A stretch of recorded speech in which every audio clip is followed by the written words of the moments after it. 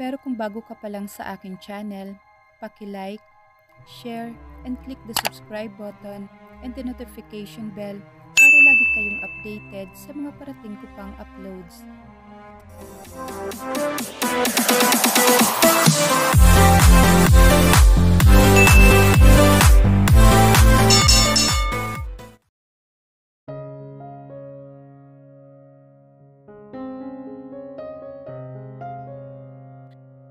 One week after, sa silid ni Lola, pagkatapos ng urine test namin sa kwarto nito ay lihim akong nagpapasalamat dahil negative ang resulta.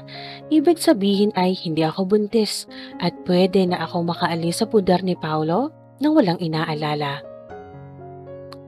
Hindi tayo pwedeng magkasabay umalis bukas, iha, dahil magdududa si Paolo at susundan niya tayo. Kasama mo si John at ihahatid ka niya. Kung ang pakay ng paglayo mo ay makapag-aral ka na malayo sa apo ko, pinapayagan kita kahit naawa ako kay Paolo. Opo, alam ko pong makapal ang mukha ko, Lola, pero labis-labis na ang hiningi kong tulong sa inyo. Hindi ko yan ipagkakait sa'yo dahil sabi mo, gusto mong maging nurse para kunin kitang personal nurse. Opo, hindi ka ba aware na kapag personal nurse kita ay makikita pa rin kayo ni Paolo? Pero sa panahon na yan, sigurado po akong makakahanap na si Paolo ng babaeng gusto nitong makasama sa buhay at alam kong hindi po ako yun, La. Napabuga si Lola ng hangin at pumikit.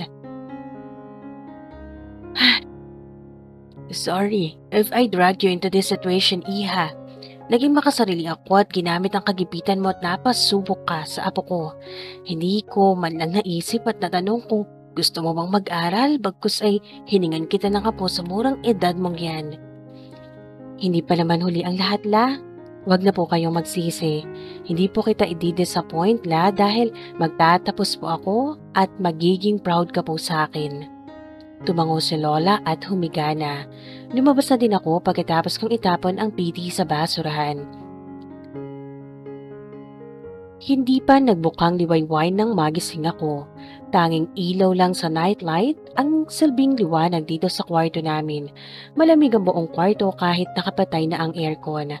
Mabigat ang puson ko dahil nakadagan doon ang braso ni Paolo at napansin ko ring nakalawit ang laylayan ng suot kong malaking t-shirt at nasa loob ng shirt ang kamay ng lalaki. Naka-boxer shorts lang ang suot nito.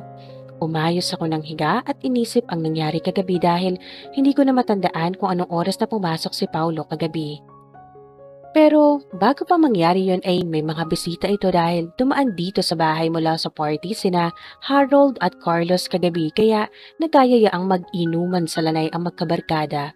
Si Mama Gracia at si Papa Jonas hindi na nakisali pa dahil nagpahinga sila ng maaga mula sa sobrang pagod sa trabaho.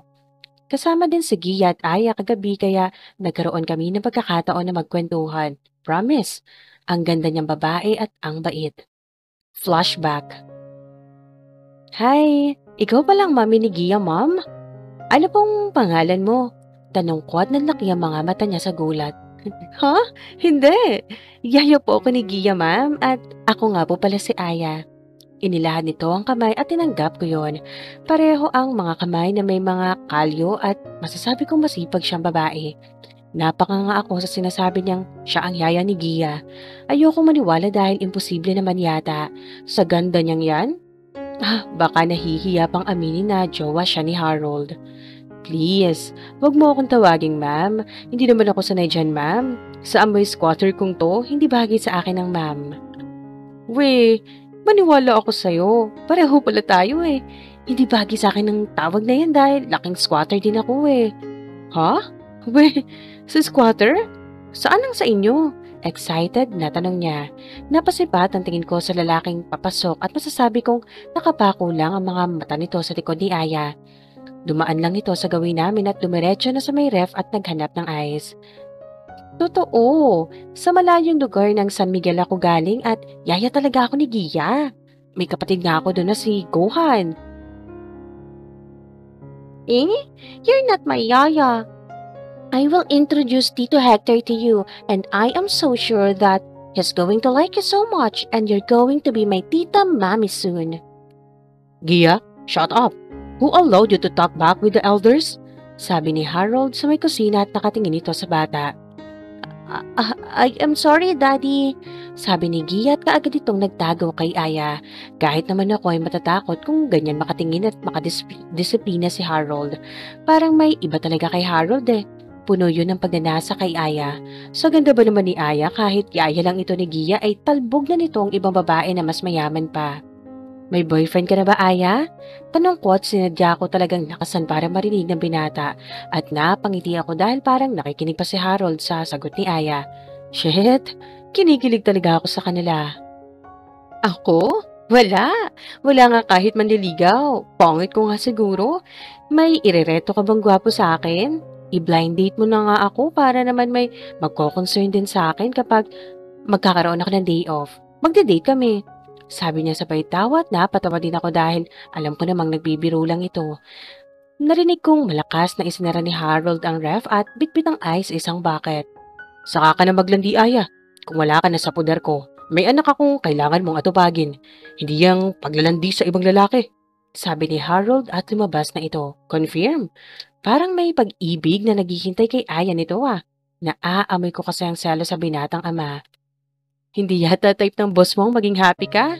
Sabi ko sa kanya. Oo nga eh. Nakakatakot talaga si sir at natatakot ako sa kanya. Kahit nga sa bahay ay hindi ko napansin na nagsasalita ito. Bihira lang. Mahinang sabi ni Aya at nag-thumbs up si Gia.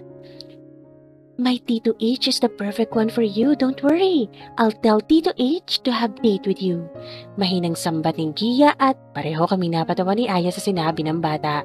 Nagkwentuhan na lang kaming dalawa tungkol sa mga buhay namin dahil andyan si Gia at talagang nakikichismis ito sa amin pagdating kay Aya. Kahit saan-saan na umabot ang usapan namin at hindi na namin namalaya na nakatulog na si Gia. Buting ha si Gia. Hindi talaga mapili sa pagkain kahit anong niluluto ko, talagang kinakain ito. Talagang magaling kang may bahay pagdating sa panahon. Sobrang swerte ni Hector. No, hindi ko pa nga nakita yun eh. Huwag mong iparinig kay Gia yan, natutuwa ang bata. Pagkagalitan naman ni Sir biro lang naman yun, Gia. Let's go home. Sabi ni Harold at kinuha nito ang bata kay Aya at parang wala na naman sa mood si Harold. Ngayon ko lang napansin. Kung gusto pala nito si Aya, bakit ang torpe niya? Uuwi na kami, Alora. Text-text na lang tayo kapag may cellphone na ako, ha? Sabi nito at tumango ako. Hinatid ko na sila sa labas at nagpapasalamat ako na hindi pa kami nagpalitan ng number ni Aya dahil darating ang araw na aalis na ako dito. Sobrang bait ni Aya at mamimiss ko din siya. Halos pareho pala kami ng buhay. Namatayan nga lang siya ng anak. Nalulungkot din ako para sa kanya. Nagpapaiwan naman si Carlos. Umakyat na ako at tinignan ko muna kung tulog na ba si Lola at mahimbing na ang tulog ito. Hindi ko alam kung anong meron pero dumating kasi bigla si Dexter. Grabe na talaga ang band ng magkakaibigan na to. Ang tataray nila magkakabarkada ha? Walang mataba. Puro sila malalaki ang pangangatawan at matatangkad at mayayaman pa. Para silang mga Diyos na naglalakad dito sa ibabaw ng lupa at kanya-kanya silang mga misyon na hanapin ang mga true loves nila. Charot! Hindi yata sila natatablan kapag inumbag ng mga kalalakihan na nakatira sa squatter, lalo na si Harold. Ang laki niya, para siyang katawan ni Mike Mizanin at halatang mahal na mahal nito si Aya. Torpe nga lang dahil hindi ko kasi makitaan si Aya na may gusto ito sa daddy ni Gia. End of flashback. Tinitigan ko ili si Paolo sa tabi ko na mahimbing pa rin ang tulog. Bagong ahit pala ito at bagong gupit ang buhok. Ngayon ko lang kasi napansin. Carla! Sobra niyang swerte dahil pinaramdam ni Paolo ang saya. Palagi itong inuuwi ni Carla noon pero sa akin siya tumatabi ng tulog kahit nandito si Carla noon pero hindi ganito ang gusto kong mangyari habang buhay. Hindi naman siya Muslim o Arabo para maraming babae sa iisang bahay. Hindi magtatagal ay mahuhulog na ng husto ang puso ko sa lalaking ito na walang ibang ginagawa kundi saktan ang damdamin ko. Simula nung una hanggang ngayon, magiging mabait at minsan magagalit sa akin ng walang dahilan. Hindi siya nagsasawa sa ganong sitwasyon namin sa buhay. Hindi ko naman alam kung anong nakain ko at hindi ako nagsasawang magustuhan siya.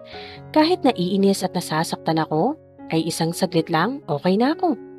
Natatakot ako na baka umabot sa puntong magiging sobrang kapal na mukha ko at okay lang sa akin na dalawa O iilang babae ang madala ni Paolo dito sa bahay kaya hindi ko na mamahalin ang sarili ko? Bakit ka naman mag-iisip ng ganyan kung isang surrogate mother ka lang kahit sa ang anggulo? Wala ka namang karapatan na mag-assume na magugustuhan ka talaga ni Paolo na ikaw lang sa buhay niya. Hindi ganyan ang buhay. Gawin mong example yung mga tao na nagiging surrogate. May pakiramdam ba yung mga lalaki sa kanila? Wala. Doon talaga sila sa totoong asawa nila kaya habang hindi ka pa buntis ay umalis ka na sa poder na to. Napapikit ako ng husto sa naisip ko. Dahan-dahan akong bumangon para maghilamos at magsipilyo. Sobrang maaga pa pala para maligo. Hindi na yata ako dadalawin ng antok. Gusto ko pa sanang matulog. Nagsisipilyo ako nang bigla nalang bumukas ang pintuan kaya dali-dali ako nagbumog at pinahiran ng malinis na towel ang mukha ko. Hinihingal pa si Paulo na parang may humabol sa kanya. Kinabahan tuloy ako dahil hindi ito nagsalita at parang kabadong-kabado ito. Anong nangyari sa'yo? Gagamitin mo na ba ang banyo? Tanong ko sa kanya at bigla na lang inilang distansya nito ang pagitan naming dalawa at hinalikan ako. Mahigpit ang yakap nito na animoy nawala ako ng ilang taon sa buhay niya. Nanaginip ba siya? Kahit panaginip lang ay gusto ko ang pakiramdam ng paglapat ng mga labi nito sa bibig ko. I thought it was not a dream. I thought I've really lost you. At muli ay niyakap na naman niya ako at hinalikan. Halik na para bang nauuhaw at ako namang si Uto-Uto ay naglambitin sa leeg nito at tinugon ang halik niya dahil alam kong ito na ang huling halik ko sa kanya. Naramdaman ko ang pagangat ko sa ere at ang lamig ng tiles na lumapat sa likod ko. Please, wife, ipangako mong hindi mo ako iiwan. Please. Alam kong huli na ang pagsisisi ko pero magbabago ako. I will never hurt you again. Just give me a chance. Bubuo tayo na masayang pamilya. Sabi ni Paolo na maputol ang paghahalikan namin. Ngumiti lang ako at tinalikan ulit siya. Hindi ko alam kung kaya ko bang malayo sa piling niya. Gusto ko siyang bigyan ng pagkakataon ulit. Gusto kong maranasan ang mahalin ng isang Paolo Jun Montero. Hindi ko alam. Nalilito ako. Paulo, relax. Panaginip lang yun. Nakakawala yun ng coolness mo po. At saka, wag mo munang isipin yung bubuo ng pamilya. Masyado pa tayo mga bata. Hayaan muna nating darating yan sa tamang panahon. Sabi ko at yumakap ulit ito sa akin. Oh, Alora, anong gagawin ko sa'yo kung ganito ka sa akin? Nililito mo ako. Hindi ko na alam kung anong gagawin ko sa sarili ko kung wala ka. Sagot ito habang dinahan-dahan itong pinasok ang kamay sa loob ng t-shirt ko at panayang halik nito sa leeg. Isa-isang naglaglagan sa sahig ang mga suot kong damit at kasunod ang boxers niya. Bumaba ang halik nito sa leeg at dibdib. Habang ang kamay nito ay naghahanap ng paraan para makapasok ang daliri nito sa pagkababae ko para ako maiihi dahil sa kiliti at nawala sa plano kong sawayin siya. Paulo, sarap niyan. Napangungol ako habang nasuklay ang mga daliri ko sa bagong gupit nitong buhok. Moan for me, baby. Anong ginagawa mo? Bakit ang sarap niyan? Ngumiti ito na para bang nasisiya na narinig ang ungol ko habang naririnig ko ang ingay na nagdudulot ng kamay nito. At sa pagkababae ko, bigla ay binilisan nito ang galaw ng kamay nito at hindi ko na lang mapigilan ang mapaungol na malakas habang inabot ko ang pagkalalaki niyang naninigas. Paulo! Sigaw ko pero kaagad ko namang tinakpan ang bibig ko dahil bigla na lang niyang hinalikan ang pagkababae ko. Baka marinig ka ni Lola. Binuhat niya ako papunta sa kama at dinagan ang buong bigat nito na hindi ko alam kung makakahinga pa ba ako sa sobrang bigat nito. Bigla na lang nitong ipinasok ang kahabaan nito na buhay at tigas na tigas sa lagusan ko at isinagad nito. Wala muna akong pakailam kung may makarinig sa amin sa ganito kaagang oras. Hindi ko mapigilan ang katawan kong umangat. Babataas habang naglabas-masok siya sa akin. Pabilis ng pabilis ang galaw nito na para bang hinahabol ng 10 baliw na aso, habang ang bibig ko naman ay parang machine gun na hindi napapagod sa kakaingay. Alam ko maingay talaga pero pabayaan mo na saglit. Bilisan mo pa, Paulo. Hiyaw ko dahil parang may gustong pumutok sa akin na hindi ko maintindihan ang sarap. Baby, I'm coming! Ungol nito at nangisay sa ibabaw ko. Dinagan nito ang buong bigat sa ibabaw ko at naramdaman ko na lang na sinipsip ang leeg ko habang pahina ng pahina ang galaw nito. Paulo, ang bigat mo. Umalis ito sa ibabaw ko pero niyakap naman ako ng mahigpit. Matulog muna tayo? Sabi ko sa kanya. Wag muna, round 2 muna tayo. Sabi nito. Ha? Ride me, a little cowgirl. Sabi nito at akong certified na talaga ang pagiging uto-uto ay kaagad sumakay sa kanya at nagmaneho. Buwang talaga. Mataas na ang sikat ng araw nang magising ulit ako. Alam kong wala akong damit sa ilalim ng kumot dahil sa walang kapaguran atang ehersisyo ni Paolo kaninang madaling araw. Nilingon ko ang katabi ko at nakita kong nakatingin lang si Paolo sa akin. Nakatitig lang ito sa akin at natatakot ako baka sinabihan siya at bigla akong sakalin para mamamatay. Hindi, joke lang. Wala naman sa mukha niya na mamamatay tao. Nakabihis na ito at nakaligo na rin kaya preskong-presko ito. Good morning, baby. Sabi nito at isang matamis na halik sa tabi ang iginawat nito. Bakit hindi ka pa pumapasok sa trabaho? Tanong ko sa kanya kahit alam kong pulang-pula ang mukha ko sa sobrang kilig kaya napayakap ako sa kanya at isiniksik ang mukha ko sa dibdib niya. Sino ba naman kasi ang hindi kikiligin? Nakakapanibago kasi ang kilis nito. Baka kasi maniniwala ako at hindi na ako tutuloy sa mga plano ko. Nope. Gusto lang kitang makasama buong araw. Ayokong mangyari ang masamang panaginip na yun. Please, get dressed or else I will rip that blanket apart just to cuddle you till you can't stand on your own 2 feet. Bumangon ako at dali-dali naghagilap ng bathrobe at pumasok sa banyo. Wala akong pakialam kung nakita niya ang kahubaran ko. Nakita niya rin naman na kanina pa. Hindi ako dapat nagpapadala sa ganong lambing lang na ayaw niya ako mawala sa paningin niya. Hindi yun gagawin ni Paolo dahil may girlfriend siyang tao. Knowing Paolo, playboy doctor at hindi na yun nakakapagtaka pa kung aalis ako at isang araw lang lilipas ay may babae na naman itong dadalhin sa bahay. Kapag nagpapaalipin ako sa ngayon ay hindi malayong iiwan niya rin ako. Pumikit ako ng mariin ng kakaibang naramdaman ko para akong nalasing ng ganito kaaga. Dali-dali akong naligo para mag-agahan.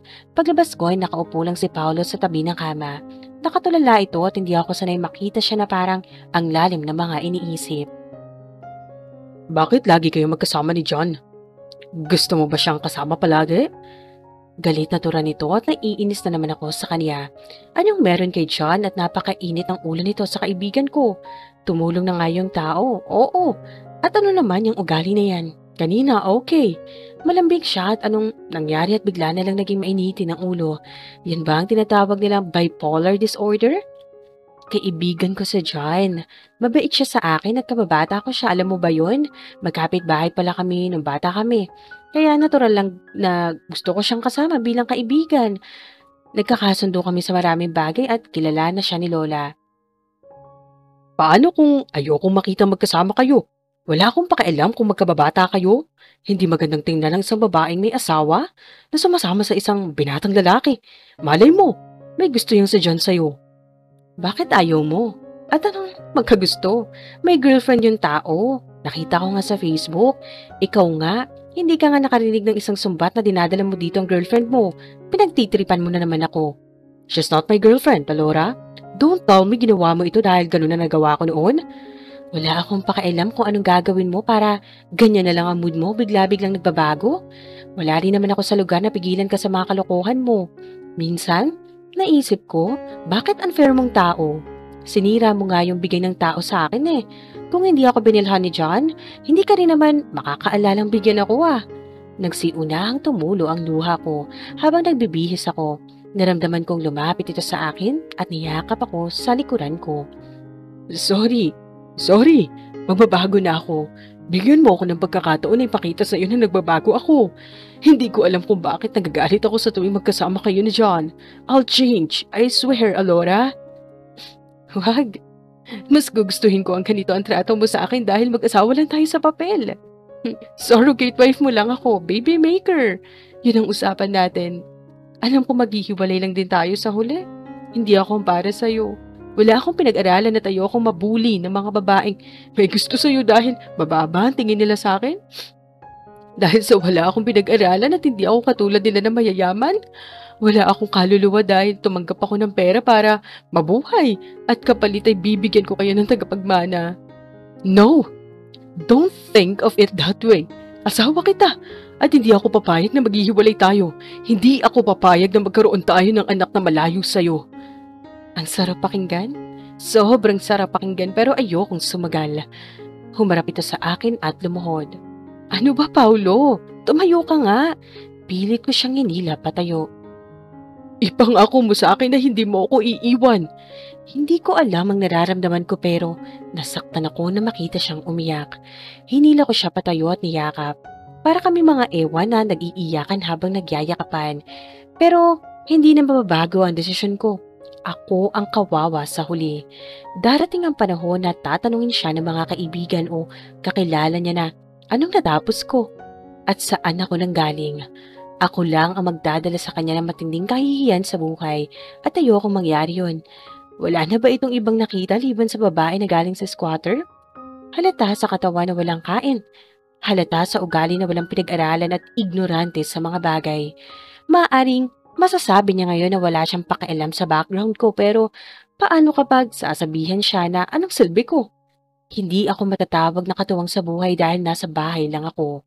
Kung mag-a-apply man ako ng trabaho, ay marangal man na trabaho ay hindi pa rin yun sapat para hindi mahiya si Paolo na malas siya sa napapangasawa niya. Ayokong sinasaktan ako ng mga babae niya at iinsultuhin ang pagkatao ko dahil hindi kasalanan ng tatay ko kung bakit wala akong pinag-aralan. Sobrang unfair lang ng buhay at yun ang masasabi ko. Alam ko sa sarili ko na mas makakahanap pa si Paolo ng babaeng kabaliktaran ng isang katulad ko. May pinag-aralan, may magandang background at may maibubuga sa buhay. Ayokong maramdaman mula mismo kay Paolo na kinakaawaan ako dahil wala ako nakamit sa buhay. Magsisikap ako sa buhay. Yun ang pangarap ko. Gusto kong makatulong kay tatay, hindi galing sa pera ng mga binitas, kundi galing sa pera na pinagsisikapan ko. Kailangan mo pang pumasok. Saan mo naman niya napulot na aalis ako? Binigyan mo lang ako ng meaning. Ang panaginip mo. Ipangako mo muna.